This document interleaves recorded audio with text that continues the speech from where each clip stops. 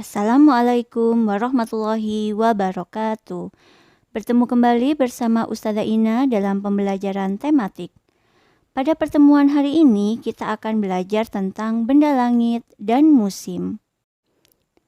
Sebagaimana firman Allah dalam Al-Quran surat Yunus ayat 5, Allah menyampaikan bahwa Ia menciptakan matahari dan bulan sebagai penanda waktu dan penentu bilangan tahun. Matahari dan bulan sebagai penanda waktu. Matahari terbit di pagi hari dan terbenam di sore hari. Sedangkan bulan terbit di malam hari dan terbenam di dini hari.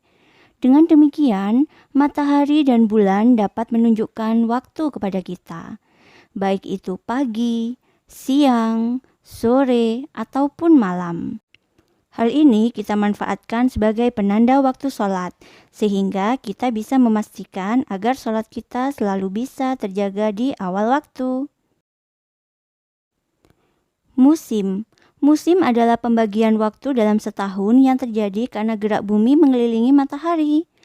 Musim di Indonesia ada dua, yaitu musim hujan dan musim kemarau. Di musim kemarau, kita mudah untuk mengalami peristiwa kekeringan. Perhatikan video berikut. Kami kesulitan dalam mendapatkan sumber air bersih yang layak konsumsi.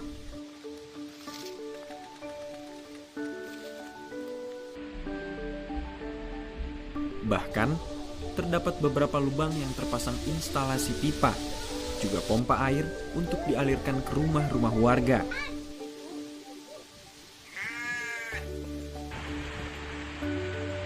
Tapi lubang ini bukan sumur, melainkan lubang penampungan air di saat musim hujan tiba.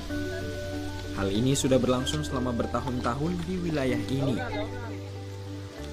menjadikan air hujan sebagai sumber satu-satunya pemasok air untuk memenuhi kebutuhan warga. Jika sudah memasuki musim kemarau, hal inilah yang terjadi di lubang-lubang penampungan air ini.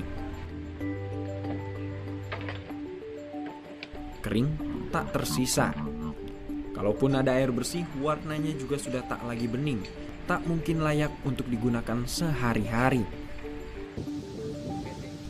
Musim kemarau panjang berdampak cukup parah di sebagian besar Pulau Jawa, termasuk di wilayah Cibarusah, Kabupaten Bekasi.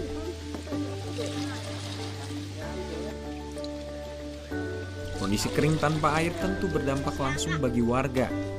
Air memiliki peranan penting dalam kelangsungan hidup. Kekeringan tentu akan semakin berdampak ekstrim bagi kehidupan sehari-hari.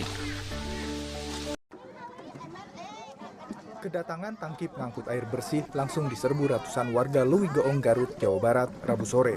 Khawatir tidak kebagian air, mereka nekat berebut mendekati keran pipa tangki sambil membawa jerigen dan ember. Tak ayal, aksi saling dorong pun terjadi. Sejumlah anak juga terjepit di tengah kerumunan saat digendong ibunya. Petugas beberapa kali menertibkan antrean, namun warga tetap saling berebut. Krisis air bersih menimpa ratusan kepala keluarga di kawasan Lewigoong sejak 3 bulan lalu.